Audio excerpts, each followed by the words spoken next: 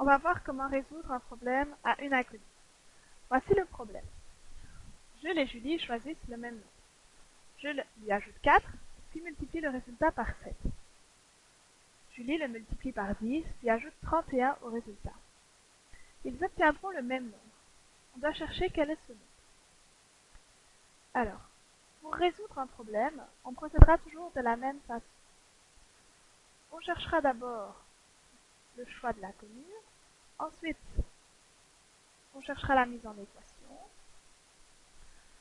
ensuite on résolvera l'équation, on notera la solution une fois qu'on aura trouvé la valeur de l'inconnu et on vérifiera. Alors, en tout premier lieu, on doit choisir l'inconnu. Donc on sait qu'on cherche un nombre. Appelons x ce nombre. Là. Donc, soit x,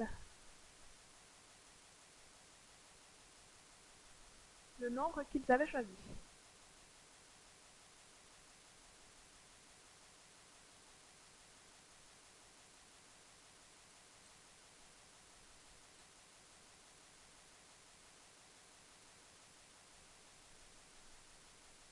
Ensuite, la mise en équation.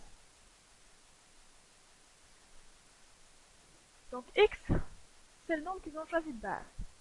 On nous dit que Jules lui ajoute 4, puis multiplie le résultat par 7. Donc en tout premier lieu, Jules lui ajoute 4. Donc, le nombre qu'il a choisi, plus 4. Et il multiplie le résultat par 7. Donc le résultat, c'est x plus 4. Donc, il ne faut absolument pas oublier les parenthèses. Et on multiplie par 7. Julie, elle multiplie ce nombre par 10. Donc, 10x. Puis, ajoute 31 au résultat. Donc, elle ajoute 31 à 10x. Donc, plus 31. Ils obtiendront le même nombre. Donc, on nous dit bien que x plus 4, le tout multiplié par 7, est égal à 10x plus 31. Donc, ici, on peut bien mettre le signe d'égalité. Donc, voilà, on a notre mise en équation. Maintenant, on résout. Donc, en tout premier lieu, on recopie la mise en équation. Donc, on avait noté x plus 4, le tout multiplié par 7, est égal à 10x plus 31.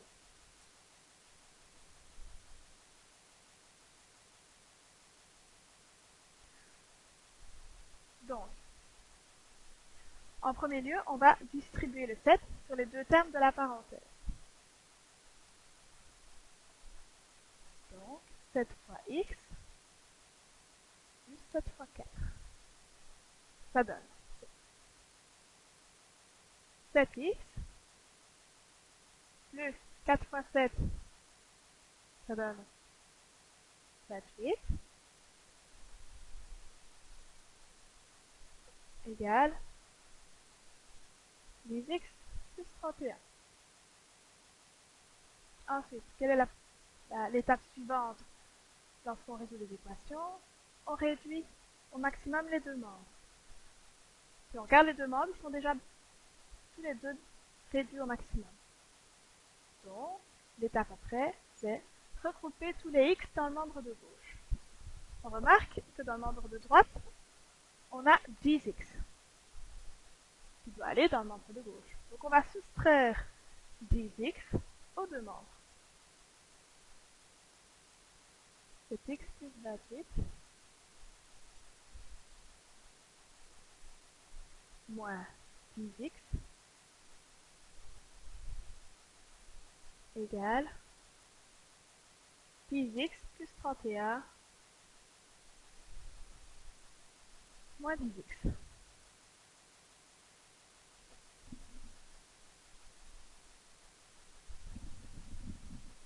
Donc 10x moins 31, ça fait 0. Oula, 10x moins 10x, pardon, ça fait 0. On résout le premier membre. 7x moins 10x moins 3x plus 28 égale 31. Ensuite, on regroupe les termes ne contenant pas l'inconnu, donc les termes indépendants, dans le membre de droite. Dans le membre de gauche, on a 28, donc on va soustraire 28 aux deux membres.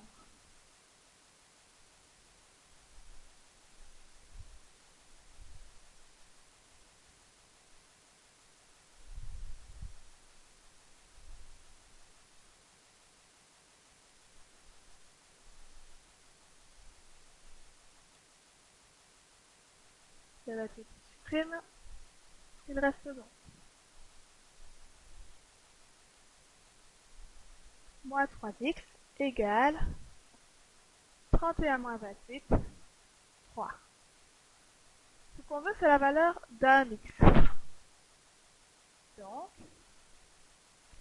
on va avoir la valeur de 1x, alors qu'ici on a la moins 3. On va diviser par moins 3 les deux membres. Qu'obtenons-nous?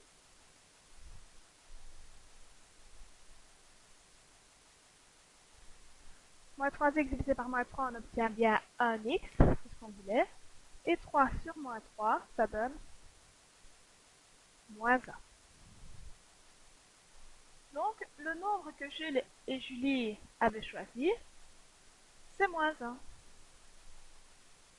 Et on le note sous forme de phrase, ici, dans la partie solution.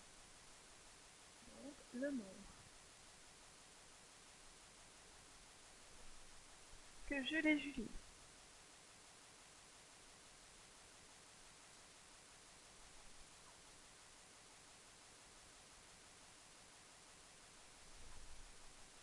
avaient choisi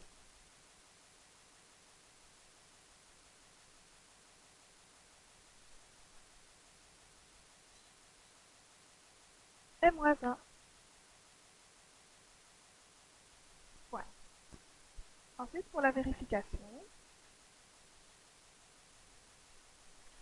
on remplace par moins 1 dans la mise en équation. Donc, ça donne moins 1 plus 4, que tout multiplié par 7, égale 10 fois moins 1 plus 31. Et on vérifie si ça marche.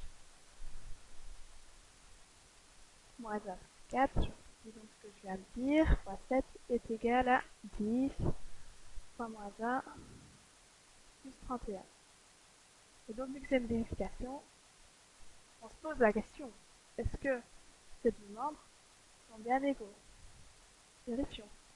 Moins 1 plus 4, ça fait 3, fois 7 est-il égal à moins 10, c'est 10 fois moins 1, c'est moins 10, plus 31. Alors, 3 fois 7, ça donne 21. Et moins 10 plus 31, ça fait 21. Donc 21 est bien égal à 21. Donc, la solution est acceptée.